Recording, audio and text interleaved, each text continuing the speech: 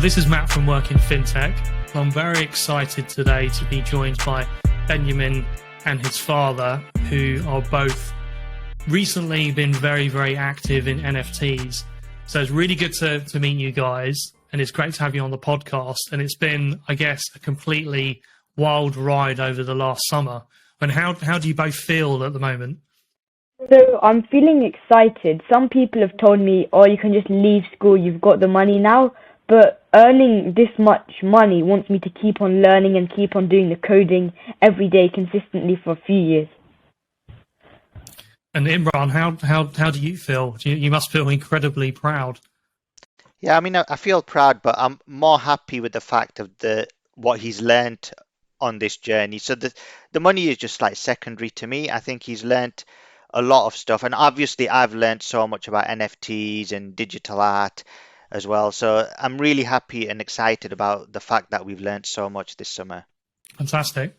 And to get things started, Benjamin, can you talk to us about how you've managed to create $450,000 worth of wealth in NFTs, and you made $160,000 in 9 hours? Is that right? Yes. So I got interested in NFTs early this year because my dad's friend, who's been in Bitcoin for a very long time, bought an NFT called a Rare Pepe, which is on the Bitcoin network, for $27,000. And I instantly became fascinated that someone was willing to spend this much money. So I started researching. And obviously there's no such thing as an overnight success. So you said you started researching. So can you talk us through the whole kind of journey from, obviously you've had to learn how to create NFTs, and before that probably learning how to code, being exposed to computers and technology. Can you talk to us about the whole journey? Because we obviously, with a lot of press that you've had recently, you hear about the amount of money, but actually I'm sure it's not as easy as something you just did overnight. So I began watching YouTube videos about NFTs and pixel art, as I found pixel art a really easy form of artwork to learn. So I watched a few YouTube videos and then went on to create my first collection called Minecraft Yeehaw, which consisted of 40 small Minecraft characters, which were all handmade.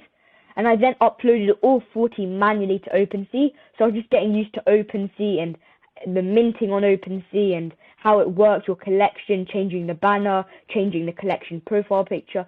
So I worked on Minecraft Yeehaw, and unfortunately I didn't sell any of them, but I gave one away on Twitter. But I learned a lot about NFTs just from doing Minecraft Yeehaw as my first collection.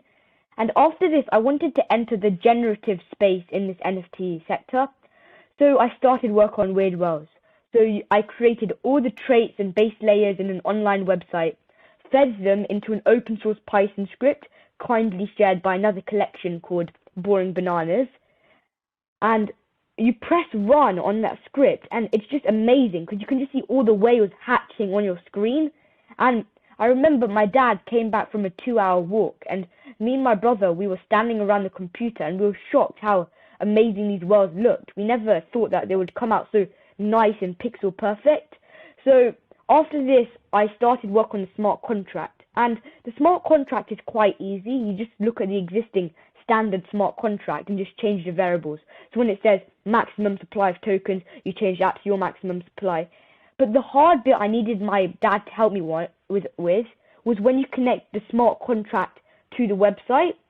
So I created the layout for the website with all the buttons, but then my dad then helped me connect the smart contract to the website. So when you press mint, it uses the mint function on the smart contract.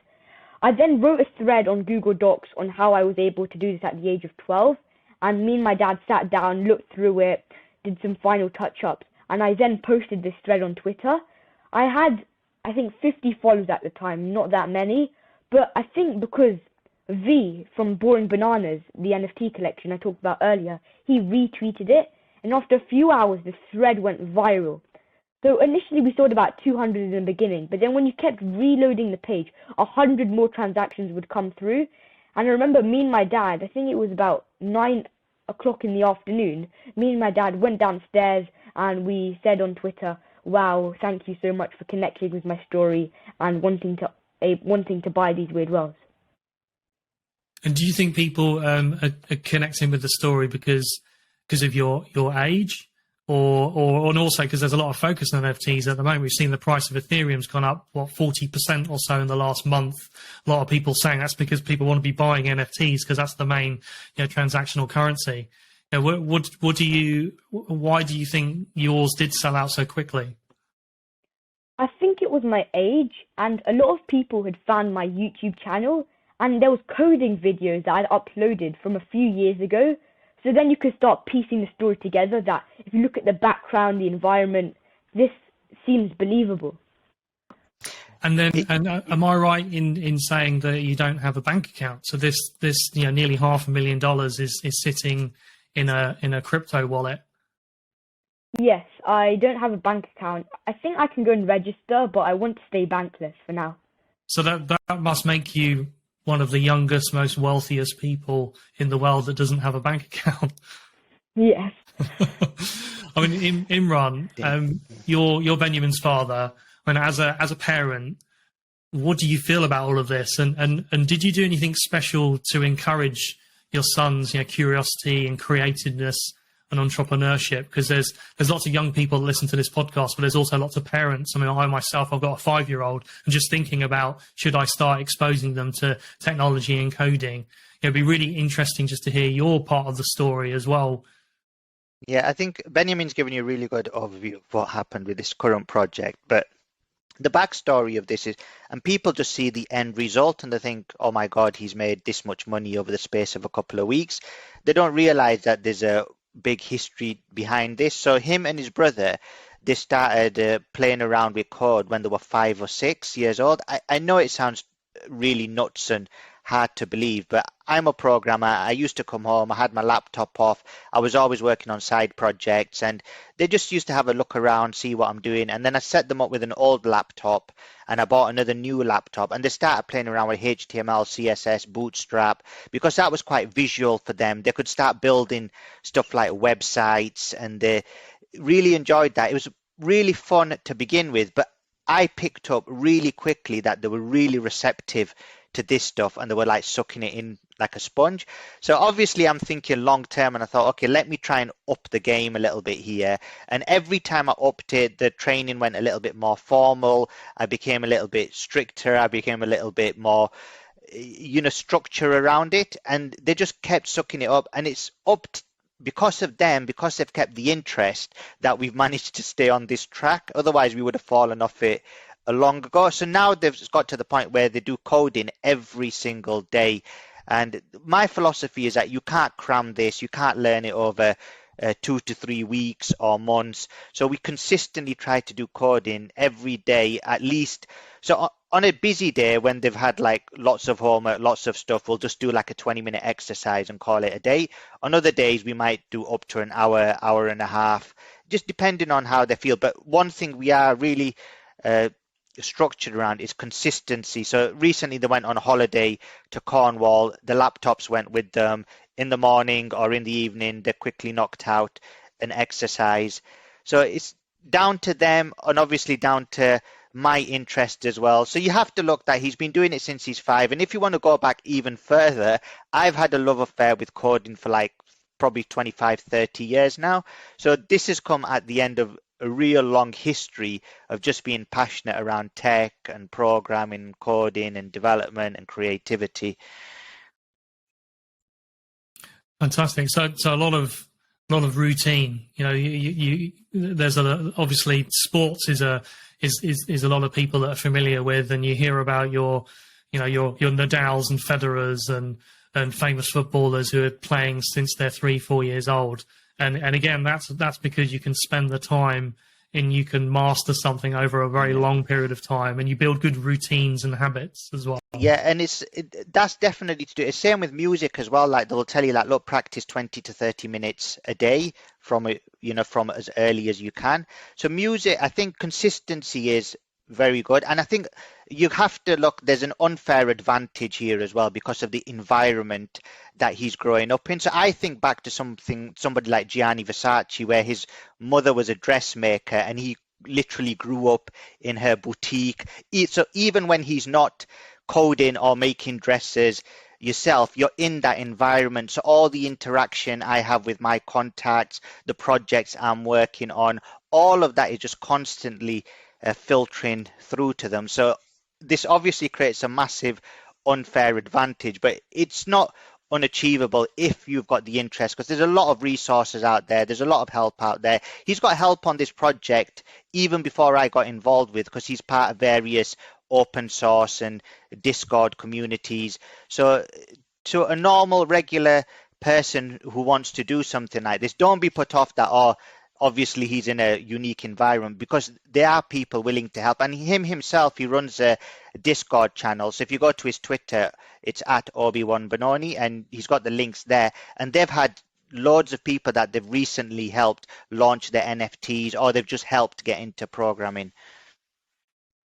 And Benjamin, what do you think about coding? What did interest you about it from the beginning? Because obviously, like we've just been talking about, you've been around it as an environment, and you've just been there and seen it, and you've had some curiosity just to start trying some stuff. What actually interests you the most about it? What I like about coding is I think of it as a superpower. It enables you to do many things. You can code websites. You can accumulate this much wealth just by knowing coding. So coding is really interesting, and I think in the future coding will become like second nature. It'll kind of become like, it'll probably be more taught in lessons at school, because coding enables you to do so many things across the web and introduce so many platforms, introduce so many jobs to people. So I think coding is a really, really amazing thing to learn from a very young age. And you mentioned there about having a superpower, and you know, we were just talking before we started recording here about the future of how things are progressing and so on. And even in the last couple of weeks, obviously NFTs has been in the news a lot, but the metaverse has been in the news. Like, metaverse has been around for a long time, but then Facebook has obviously started talking about it, and everyone's now looking at it. But one of the things we'll probably touch on it later on, but this idea of actually crypto, NFTs, metaverse, and how they're all interlinked. And you just mentioned superpowers. You could imagine something like in Ready Player One in the future, where you can be creating and building your own superpowers, creating avatars or digital commodities that super person could be using inside the metaverse. But these are all these things that you're on the one of the very first kind of early innovators in this space. So it's going to be fascinating to see the story from here. So in terms of NFTs themselves, like non-fungible tokens, there'll be lots of people that are listening to this who may understand them, but probably lots that don't as well, and it's just a little bit abstract. And I'm sure, I don't know how many interviews you've done now, but I'm sure it's like 10, 20, 30 or more.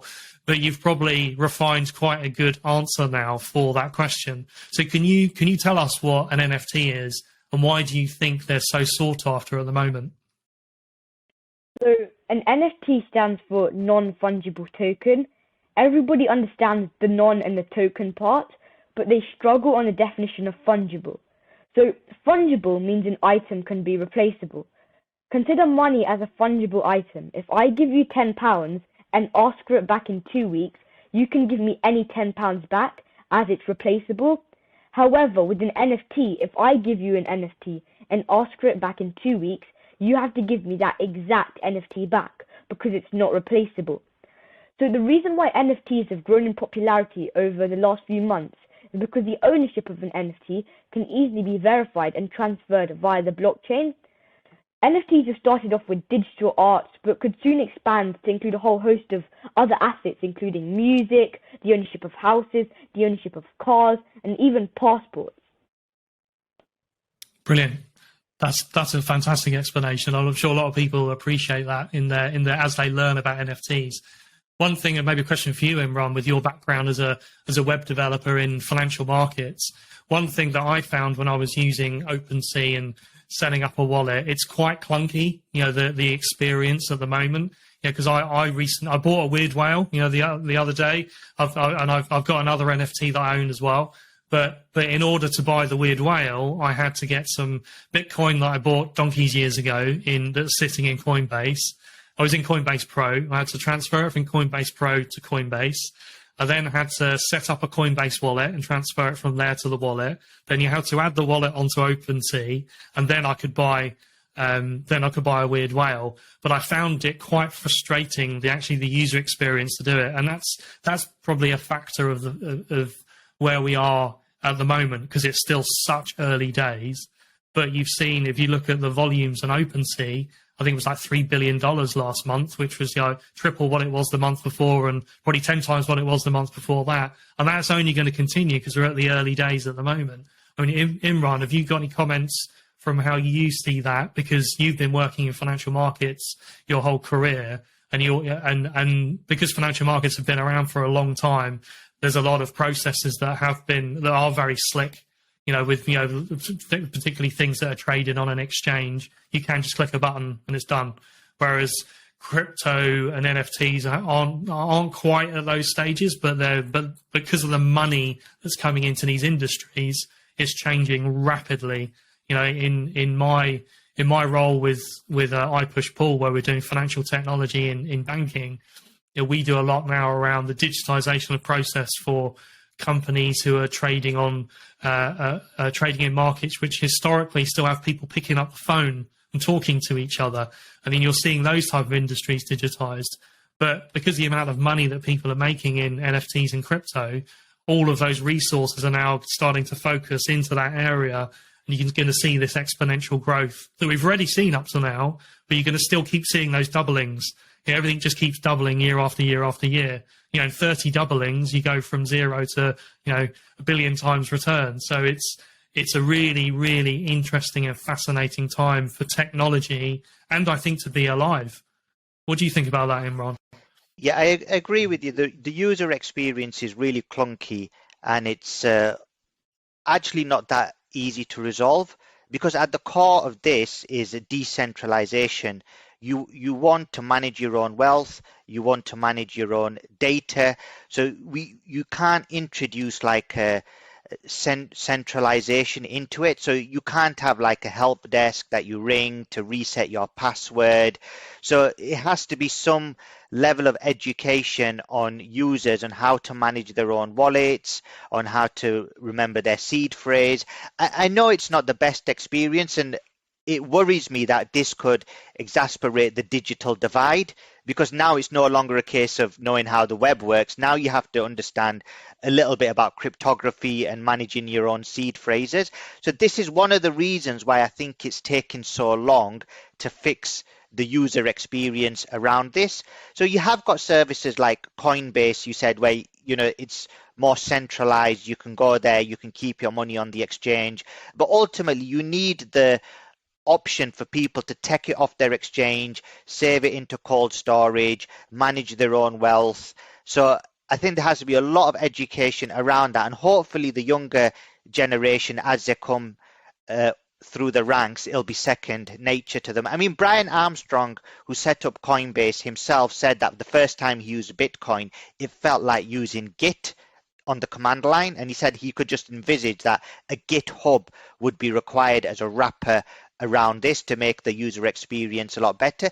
So there is a better user experience there, but it introduces centralization, and it takes away from everything which they say is what this is about decentralization, managing your own wealth, managing your own data, and becoming completely sovereign away from these huge tech giants that seem to control our lives. And Benjamin, going on to the Weird Whales collection, so obviously the price of ETH has rocketed, which means the price of the total collection is continuing to increase, and it's something like $8 or $9 billion for the whole collection, which is absolutely amazing. Well done. I'm sure lots of people will be interested in what plans you have for any other NFTs or future technology products. And also you mentioned in another interview recently about you see $1 billion infrastructure business has been a possible direction for you in the future. Can you talk about that? So I don't want to be a one-hit wonder. I don't want to be known as the Weird Wales kid for the rest of my life. Long term, I want to do an infrastructure business. However, in the meantime, I'm working on a few NFT collections. So when I look at the digital art scene, I think of them in three groups. So the first group is high-end arts that people are willing to pay loads for. For example, art blocks, CryptoPunks.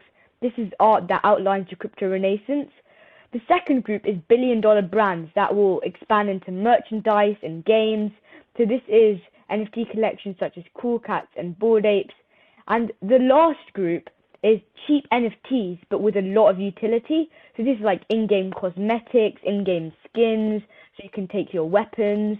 And I think this group is where a billion-dollar infrastructure business will lie in the future. That sounds amazing. It'll be interesting to see where you go with the idea from here. And I'm sure you've got lots of investors that will be lined up to invest in you. We kind of touched on this earlier, both of you, around the idea of the metaverse and actually where that does intersect with NFTs. And I think this billion-dollar business that you're talking about is exactly that, Benjamin. Yes, if you can be building different types of items or weapons or cosmetics or commodities that people can interact with in a digital world, and where that is then intersecting with future technologies like VR and AR and the metaverse, essentially. Where do you as a 12-year-old, and you've got your finger on the pulse with NFTs and technology, what do you think the world is going to be like in 10, 20 years time? So in 10, 20 years time, I think this cryptocurrency stuff, now it seems all a bit hard to learn and a bit clunky, like you talked about before. But I think in the future, everyone will understand this as slowly the next generation will start picking this up easier and from a younger age. And I think in the movies, you always see this utopia with those holograms and those buildings and those mega cities. And I think that's where the future will go, as it will enhance with the metaverse and cryptocurrency. You've got anything to add to that, Imran? Yeah, I mean, I kind of agree with what Ben said. And the thing is, new technology just doesn't come out of the blue. So if you look at the internet, if you look at AI, machine learning, you look at robotics, you look at cryptography itself, these have existed for decades, and they take a long time of research and academia to mature. So I think a lot of these trends are coming together now with AI, machine learning, robotics, VR, cryptography. I think all of these are maturing for wider usage at the same time. So I think how these intersect with each other is going to be fascinating. As people have said that cryptocurrency is the native currency for machine-to-machine transactions, and there's vastly more machines on Earth than humans. So if you look at something like a self-driving car vehicles, if they become a reality over the next 15, 20, 25 years, what's the native currency going to be between these guys? It's going to be cryptocurrencies. You're going to pull up and your car's going to pay for the parking, all automated. If you get any fines along the way, it's going to pay that, all automated. So I think the fascinating thing for me is that we're having 5 or 6 real major technological breakthroughs that have taken several decades to mature, that all seem to be maturing at the same time. Yeah, definitely. It's a convergence of exponential technologies.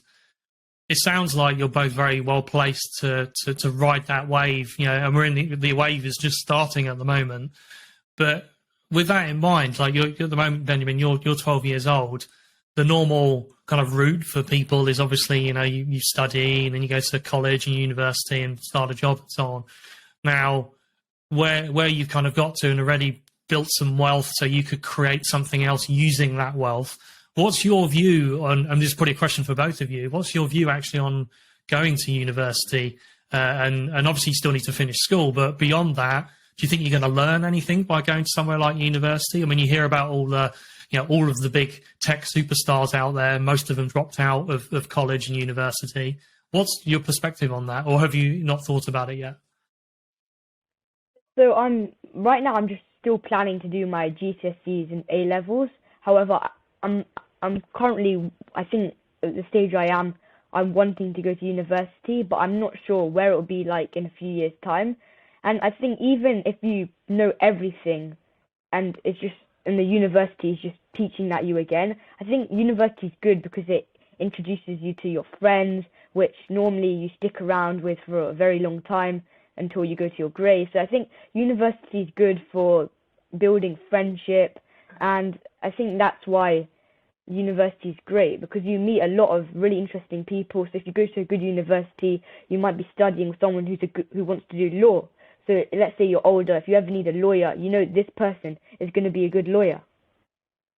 That's a great answer, and a very mature answer as well. You know, I think having range, you know, have not just being specialized in one particular area, and having a range through your friends, through your interests, and also but your friends' interests as well. You mentioned about law, for example. You're not a lawyer, but you might have a friend who is, and that is a great answer. And I'm I'm very impressed, Benjamin. Imran, have you got anything else to add to that?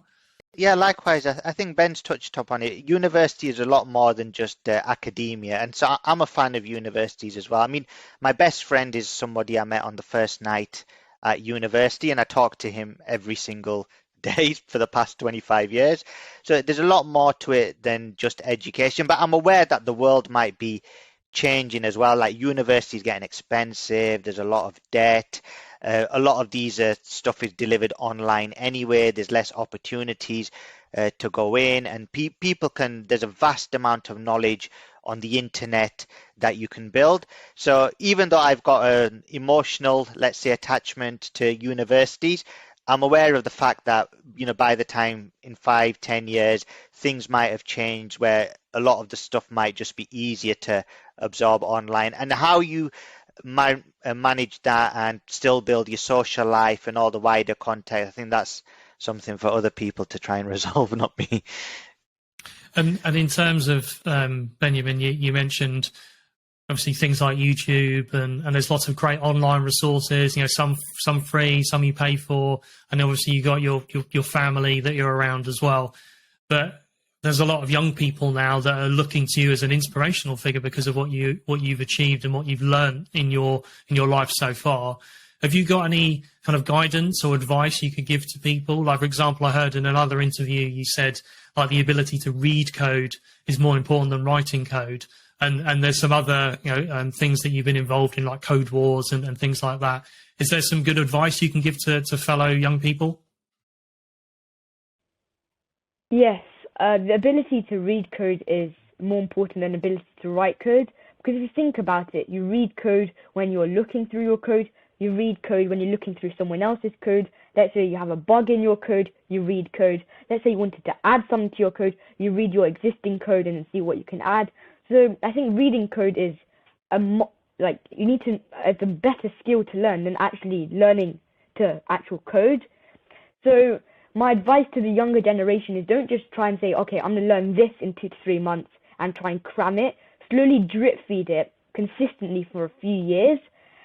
And if you do that, I think not only will be better for you because you just spend a little bit of time every day, but it will also get you as much as you just trying to cram it in a small amount of time.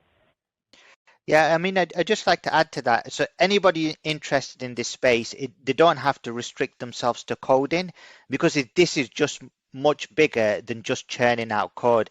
I mean, this new, like what you touched upon, the metaverse, is going to need graphic designers, it's going to need content creators, it's going to need all sorts of people with a variety of different. We touched on lawyers before. There's a lot of legal issues around this, like ownership and copyright and IP infringement and whatever else is going to pop up on this. So there's going to be a multitude of skills that are required across this. So a genuine interest in the space and a genuine interest in trying to envisage what kind of world we build within over the next 10, 15, 20 years is probably more important than building any hard skill at this point.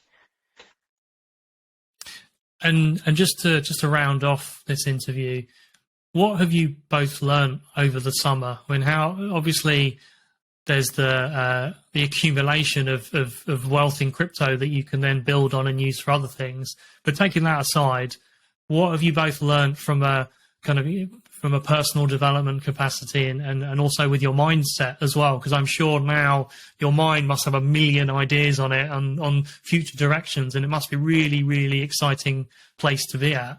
What are you thinking and feeling? I know we kind of started off with that question, but now we kind of dug a little bit deeper into some of the concepts and some of the journeys and potentially the future.